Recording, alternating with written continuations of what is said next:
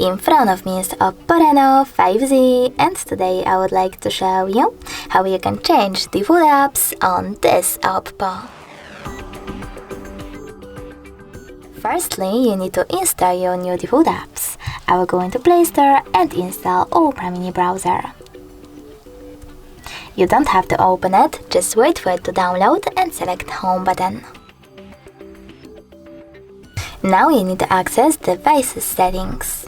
After that, click on Apps section over here and select Default Apps. Then click on one of those sections. I wish to change my browser, so I will go with Browser app. Click on an app that you wish to choose. And finally, go back. As you can see, after that, my default app has changed. Thanks so much for watching. If you enjoyed this video, leave a like, comment and subscribe.